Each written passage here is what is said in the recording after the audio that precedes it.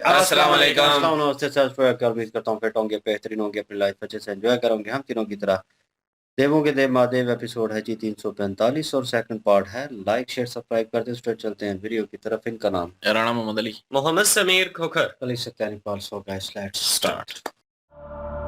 संसार की इस निरंतरता को बनाए रखने हेतु स्त्री का ये त्याग अत्यंत महत्वपूर्ण है महादेव।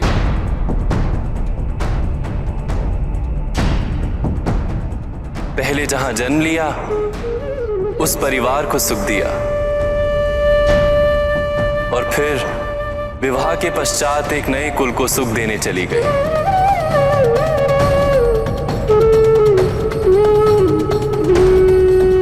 मुझे अत्यंत प्रसन्नता है कि आप सभी हमारी पुत्री के विवाह में सम्मिलित हो और आप सबके आशीर्वाद के साथ उसका विवाह संपन्न होगा।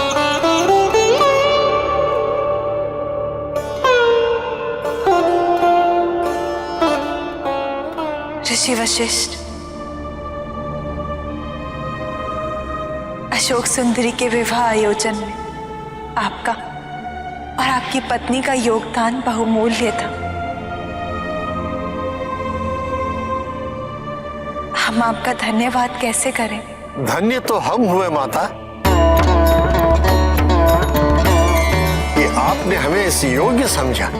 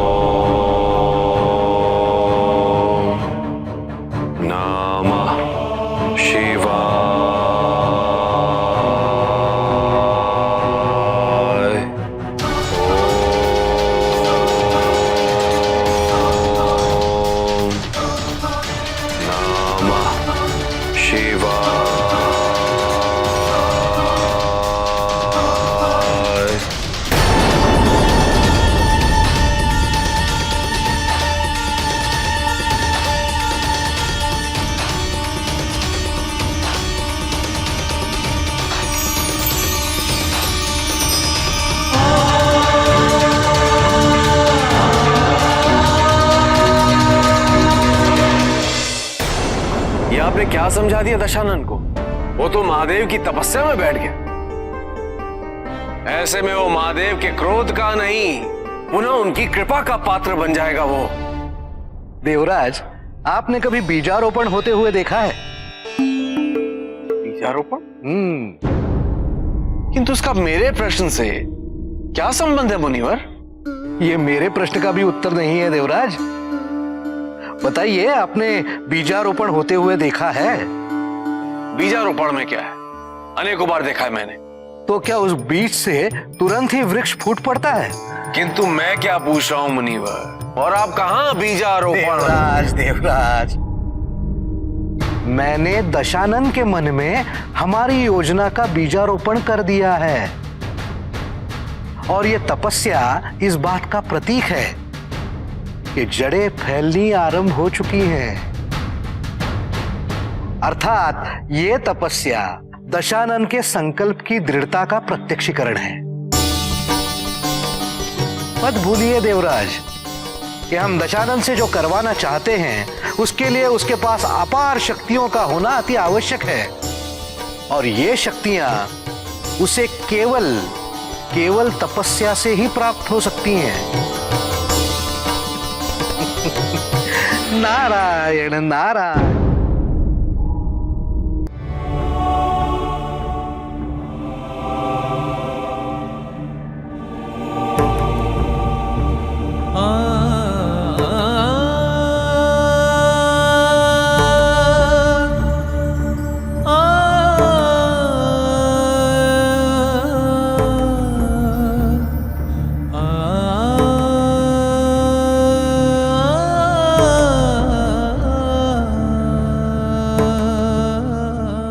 अनुमान तो था कि दीदी की अनुपस्थिति दुखदाई होगी,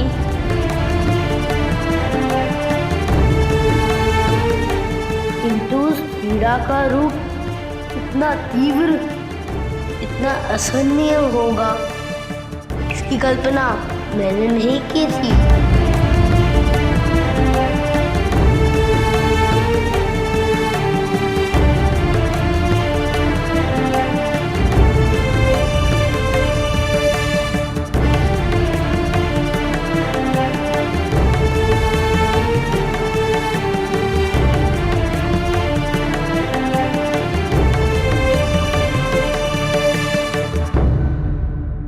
केवल संबंधी ही नहीं, अभी तो पूरी प्रजा नववधू के मुख दर्शन के लिए ललायित है। आओ।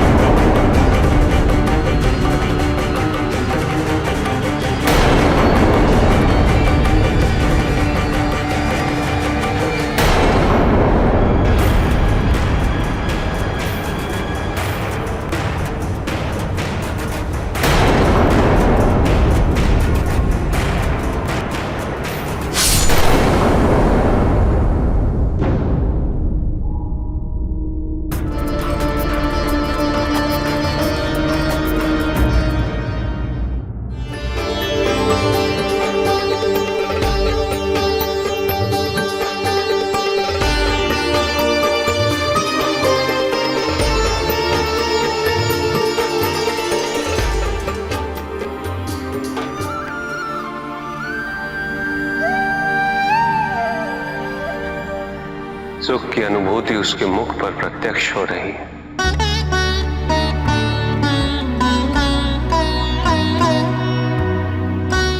हम सबको प्रसन्न होना चाहिए कि अशोक सुंदरी का स्वप्न पूरा हुआ।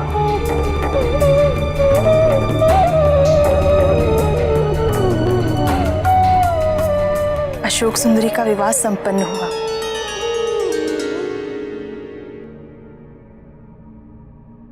अब मुझे भी लौटना चाहिए। दीदी, हमें अत्यंत प्रसन्नता है कि आप अशोक सुंदरी के विवाह संस्कार में सम्मिलित हो। कैसी ना होती, अशोक सुंदरी की मौसी होने का दायित्व जो निभाना था।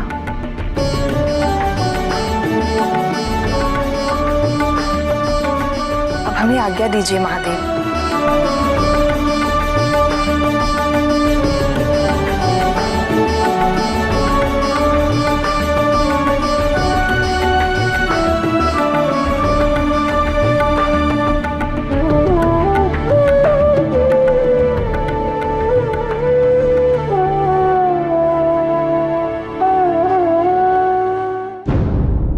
नहुष से विवाह कर तुमने हम पे, हमारे कुल पर बहुत बड़ा उपकार किया है। तुमसे विवाह करने के पश्चात नहुष पर मंडराता हुआ संकट समाप्त हो गया और तुम्हारे श्राप के अनुसार हुंड अब मेरे पुत्र को कभी भी हानि नहीं पहुंचा पाएगा।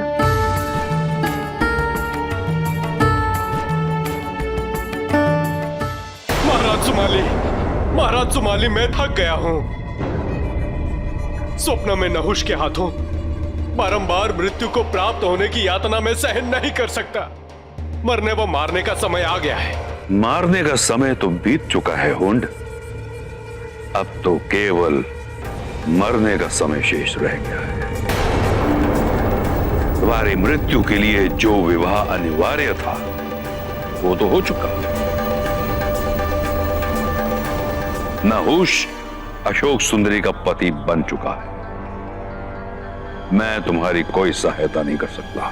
आपसे सहायता की अपेक्षा थी, किंतु यह सोचने की भूल मत करिए कि मेरा भविष्य आप पर आश्रित है।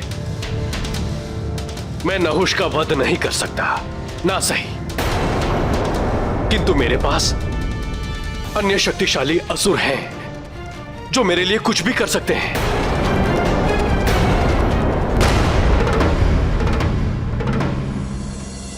वो नहुष का वध कर देंगे और मैं अमर हो जाऊंगा।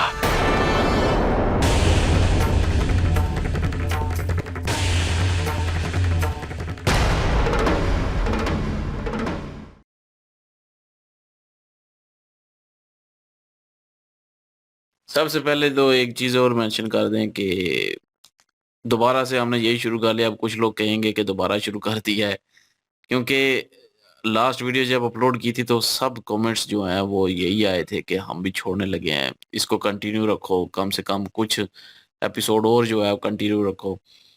तो हम जो है कुछ पहले कह रहे थे कि लोग कह रहे थे कि कोई और शुरू करो, कोई और शुरू करो। तो अब जब हम शुरू करने लगे हैं तो लोग कह रहे हैं किसी को शुरू करो, क्योंकि हमें समझ नहीं आ रही कि हम क्या करें। तो बहरहाल फिर वक्त हमने जो है वो यही शुरू कर लिया। अब देखते हैं अभी आगे थोड़ा सा।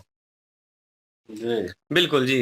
यहाँ पे विष्णु जी जो हैं वो वार्तालाप कर रहे हैं। अशोक सुंदरी जी का विवाह हो चुका है और विवाह होने के नाते जहाँ पे सब दुखी हैं वो समझा रहे हैं, सबको बता रहे हैं कि एक नारी जो है ये तो उसका मुकद्दर है, ये उसका नसीब है कि सबसे पहले तो वो अपने परिवार की खिदमत करती रहती है और उसके बाद नारी जो है वो दूसरे परिवार में चली जाती है, फिर उनकी सेवा में लग जाती है। तो इसी तरह से ये एक धरती पे ऊपर एक कानून है जो नारी के नसीब में लिखा गया। और उसके बाद फिर शिव जी ने सबका शुक्रिया अदा किया और सबसे यही उन्होंने कहा कि आप लोगों का बहुत-बहुत शुक्रिया कि आप सब लोग जो हैं मेरी पुत्री के विवाह में आए हैं। तो ऋषि वशिष्ठ जो हैं माता पार्वती जी उनका शुक्रिया अदा कर रहे हैं। तो उन्होंने कहा कि नहीं, ये तो हमारा सौभाग्य है कि आपकी पुत्री का विवाह जो है वो हमारे आश्रम में हुआ और हम आपके शुक्रगुजार हैं कि आपने हमें इस काबिल समझा, हमारे आश्रम को इस काबिल समझा कि अपनी पुत्री का जो विवाह है वो हमारे आश्रम में रखा।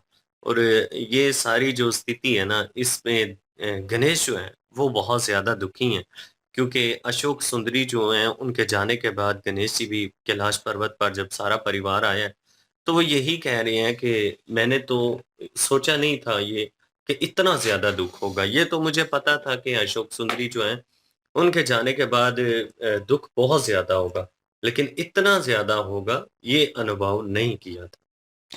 बिल्कुल जी। और सिचुएशन जो है वो हुंड जो है उसके ऊपर भी थोड़ी कॉम्प्लिकेटेड हुई पड़ी है, क्योंकि राजा समाली ने कहा था उसे कि उसके बड़े होने से पहले तुम्हें उसकी जो है वो मारना पड़ेगा, वरना तुम्हारे लिए मुश्किल हो जाएगा और तुम्हारे पास कोई ऑप्शन नहीं बचेगी। तो वही हुआ। वो एक जो है ख्वाब देखा उसने कि नाखुश जो है उसके हाथ में तलवार है और ये भागता जा रहा है और सीधा उसके पास जाके खड़ा हुआ और उसने एक ही वार में इसको मार दिया। और जैसे ही तलवार चली ये उठ खड़ा हुआ और हड़बड़ाहट में दौड़ा और राजा शुमाली के पास गया और कह रहा है कि जो है बार बार मुझे ख्वाब आ रहे हैं, ये पहली बार नहीं, बार बार ख्वाब आ रहे हैं और नाखुश जो है वो मुझे मार देगा। और उन्होंने कहा अब तो वक़्त ख़त्म हो चुका है, तुम्हारे पास उस वक़्त था और मैंने कहा था। तो फिर हूँ जो है वो एक किस्म की प्लान बना रहा है, कह रहा है कि मैं अब भी कोशिश करूँगा और मेरे पास ऐसे ताकतवर असुर हैं जो हमला कर सकते हैं और उसको मार सकते हैं। तो वो कोशिश तो करेगा, लेकिन शिव जी जो हैं इस सारी सिचुएशन को वो बखूबी जो है वो देख रहे हैं, ये तो होने वाला नहीं है। और उधर जो अशोक सुंदरी हैं वो नए घर में नाखुश जो है उनके घर में पधारी हैं और वो मूवमेंट चल रहा है। उनकी माता भी वहाँ पे खड़ी हैं और उनकी माता कह रही हैं कि जो है एक कह लें कि एक खतरा जो है तुम्हारी वजह से, और तुम्हारी वो अशोक सुंदरी को कह रहे हैं कि तुम्हारी शादी करनी नाखुश के साथ, उसके ऊपर से ये टल गया है इसकी वजह से, और वो उसका शुक्रिया अदा कर रही हैं। और मुँह दिखाई की रस्म भी वहाँ पे जो है पहले पूरी परिवार के साथ वो चल रही थी और उसको देखकर भी प्रसन्नता हो रही थी। शिव जी कह रहे थे कि आप जो है उदास ना हो, क्योंकि सब वहाँ पे उदास थे जाने की वजह से कि बेटी की रुखसती हुई है, तो सूना-सूना सा लग रहा था।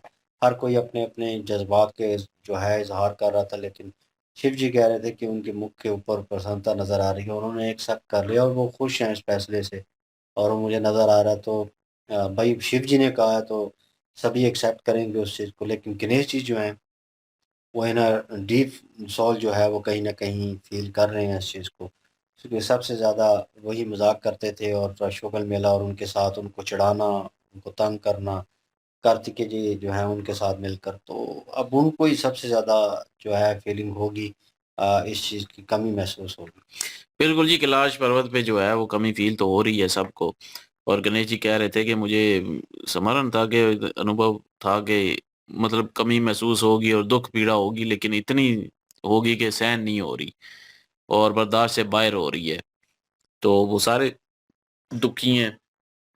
और दूसरी जगह पे, दूसरी साइड पे अब होंड जो है उसको भी डर लगना शुरू हो गया है कि अब मुझे मार दिया जाएगा। वो गया है उसके पास, राजा सुमाली के पास, उसने कहा पहले मार लेते, अब जो है वो जाओ और मैं कुछ नहीं कर सकता। तो अभी आगे देखते हैं जी कि क्या होता है, क्या नहीं होता।